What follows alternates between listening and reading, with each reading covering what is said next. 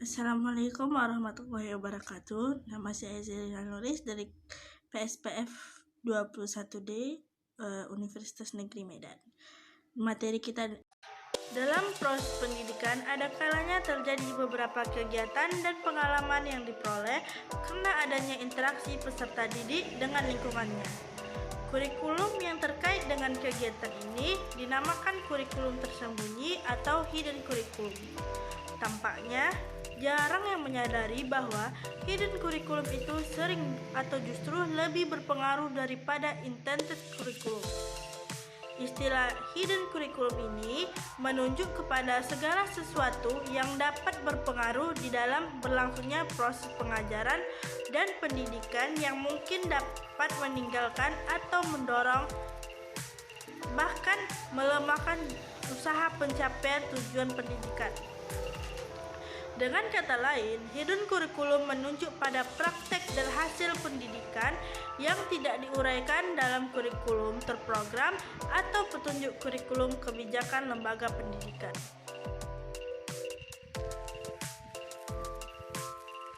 Pengertian hidden curriculum. Istilah hidden curriculum terdiri dari dua kata, yaitu hidden dan curriculum. Hidden bahasa Inggrisnya yaitu hide yang berarti tersembunyi atau terselubung. Sedangkan istilah kurikulum sendiri sebagaimana telah disebutkannya di atas berarti sejumlah mata pelajaran dan pengalaman belajar yang harus dilalui oleh siswa demi menyelesaikan tugas pendidikannya. Dengan demikian, hidden curriculum adalah kurikulum yang tersembunyi atau kurikulum terselubung. Maksud tersembunyi atau terselubung di sini adalah kurikulum ini tidak tercantum dalam kurikulum ideal. Meski demikian, kurikulum ini memiliki andil dalam pencapaian tujuan pendidikan. Menurut Jane Martin dalam bukunya What Shall We Do with a Hidden Curriculum When We Find One? The Hidden Curriculum and Moral Education. Hidden Curriculum secara umum dapat dideskripsikan sebagai hasil sampingan dari pendidikan di dalam atau di luar sekolah, khususnya hasil yang dipelajari, tetapi tidak secara tersurat dicantumkan sebagai tujuan. Tidak jauh berbeda dengan apa yang terdapat dalam buku kurikulum dan pembelajaran karya Wina Sanjaya yang penulis kutip dalam buku The Hidden Curriculum and Over 5, kurikulum perspektif oleh Sedan diungkapkan menurut kurikulum tersembunyi pada dasarnya adalah hasil dari suatu proses pendidikan yang tidak direncanakan. Artinya adalah perilaku yang muncul di luar tujuan yang dideskripsikan guru. Beberapa konsep tentang hidden curriculum menyimpulkan bahwa hidden curriculum yaitu tingkah laku, sikap, cara bicara, dan perlakuan guru terhadap murid-muridnya yang mengandung pesan moral. Glatton dalam buku Paradigma Pendidikan Demokratis karya Dede Rosada mengungkapkan definisi hidden curriculum yaitu kurikulum yang tidak menjadi bagian untuk dipelajari yang secara lebih definitif digambarkan sebagai berbagai aspek dari sekolah di luar kurikulum, tetapi mampu memberikan pengaruh dalam perubahan nilai, persepsi, dan perilaku siswa. Nah, konsep hidden curriculum sering diistilahkan dengan latent hasil dari persekolahan non-akademik dan sebagainya. Nilai-nilai, strategi, tradisi, dan tingkah laku yang penting namun bukan menjadi bagian yang diajarkan dalam kegiatan belajar mengajar disebut dengan hidden curriculum. Jadi, hidden curriculum adalah kurikulum yang tidak dipelajari, kurikulum yang tidak direncanakan secara terprogram, tetapi keberadaannya. Belek dan Kleber menambahkan bahwa pada dasarnya hidden curriculum memiliki 3 dimensi. Pertama, hidden curriculum dapat menunjukkan pada suatu hubungan lembaga pendidikan yang meliputi interaksi dosen, peserta didik, struktur kelas, dan keseluruhan pola organisasional peserta didik sebagai mikrokosmos sistem nilai sosial.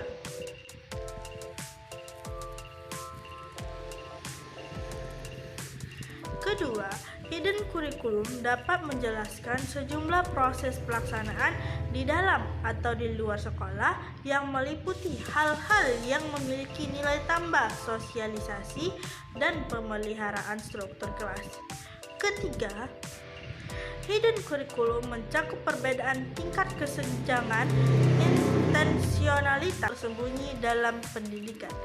Saat mempertimbangkan implikasi sosial dari kurikulum tersembunyi, perlu diingat bahwa kontrol sosial adalah perhatian utama dari para penemu kurikulum pendidikan. Para peneliti awal di bidang ini dipengaruhi oleh pendapat bahwa pelestarian keistimewaan, minat, dan pengetahuan sosial dari suatu kelompok dalam populasi membuat perlunya eksploitasi kelompok lain yang kurang kuat. Seiring berlalunya waktu, teori ini menjadi kurang diperhatikan, tapi warna yang mendasarinya masih menjadi faktor yang berkontribusi terhadap permasalahan dalam kurikulum tersembunyi. Beberapa teori pendidikan telah dikembangkan untuk membantu memberi makna dan struktur terhadap kurikulum tersembunyi dan untuk mengilustrasikan peran sekolah dalam sosialisasi. Dari teori-teori tersebut, seperti dikemukakan oleh Henry Kirok dan Anthony Pena adalah pandangan struktural fungsional terhadap sekolah, pandangan fenomenologis yang berhubungan dengan sosiologi pendidikan yang baru, dan pandangan kritis radikal yang berhubungan dengan analisis neo-Marxis terhadap teori dan praktik pendidikan. Pandangan struktural fungsional memusatkan diri pada bagaimana norma dan nilai diterapkan dalam sekolah dan seberapa penting hal tersebut bagi keberfungsian masyarakat telah diterima secara penuh. Pandangan fenomenologis berpendapat bahwa makna dibentuk melalui pertemuan dan interaksi sosial dan berimplikasi pada pendapat bahwa pengetahuan adalah objektif. Pandangan radikal kritis mengenali hubungan antara reproduksi ekonomi dan budaya serta menekankan hubungan antara teori, ideologi, dan praktik belajar sosial. Selanjutnya ada aspek kurikulum tersembunyi atau hidden curriculum. Dengan mengutip pendapat Glatron, Wina Sanjaya menuliskan dalam bukunya bahwa ada dua aspek dalam hidden curriculum, yaitu yang pertama, aspek tetap. Apa sih aspek tetap? Yang dimaksud dengan aspek tetap ini adalah hidden curriculum adalah hal-hal yang dikategorikan ke dalam hidden curriculum yang relatif tidak akan pernah mengalami perubahan yang signifikan. Termasuk di dalam aspek ini adalah ideologi, keyakinan, dan nilai budaya masyarakat yang dapat memberikan pengaruh terhadap sekolah dalam arti nilai budaya masyarakat, yang mana perlu diwariskan dan yang tidak boleh diwariskan kepada generasi selanjutnya. Ada 3 variabel penting yang termasuk di dalam aspek tidak tetap dan relatif berubah. Ketiga variabel tersebut adalah yang pertama ada variabel organisasi. Apa sih variabel organisasi? Yang dimaksud dengan variabel organisasi di sini adalah kebijakan penugasan guru dan mengelompokkan siswa untuk proses pembelajaran. Kedua, variabel sistem sosial. Nah, variabel sistem sosial di sini yaitu suasana sekolah, Kedua, variabel sistem sosial. Variabel sistem sosial ini di sini yaitu suasana sekolah yang tergambar dari pola-pola hubungan semua komponen sekolah. Banyak faktor sistem sosial di sekolah yang dapat membentuk sikap dan perilaku siswa, yaitu pola hubungan guru dengan tenaga administrasi, keterlibatan kepala sekolah dalam pembelajaran, keterlibatan guru dalam proses pengambilan keputusan, hubungan yang baik antar sesama guru, hubungan antara guru dalam siswa, keterlibatan siswa dalam proses pengambilan keputusan, dan keterbukaan kesempatan bagi siswa untuk melakukan berbagai aktivitas. Ketiga, variabel budaya. Variabel budaya yaitu dimensi sosial yang terkait dengan sistem kepercayaan, nilai-nilai, dan struktur kognitif. Dari uraian di atas, kita dapat ketahui bahwa yang termasuk ke dalam kategori hidden kurikulum tidak saja terbatas pada materi atau metode baru yang diberikan sekolah kepada siswa. Akan tetapi, setiap pengalaman dan pengetahuan yang diberikan dan diperoleh siswa secara terorganisir, baik di dalam kelas maupun di luar kelas, pengalaman dan pengetahuan dapat diperoleh siswa melalui proses adaptasi antara murid dengan murid, murid dengan guru, serta murid dengan lingkungannya, yang kemudian mampu mengubah pola pikir dan perilaku siswa. 4. Sumber. Berbagai aspek dari belajar berkontribusi terhadap keberhasilan kurikulum tersembunyi, termasuk praktik, prosedur, aturan, hubungan, dan strukturnya. Berbagai sumber spesifik sekolah, beberapa di antaranya dapat disertakan dalam aspek belajar, menguatkan elemen penting dari kurikulum tersembunyi.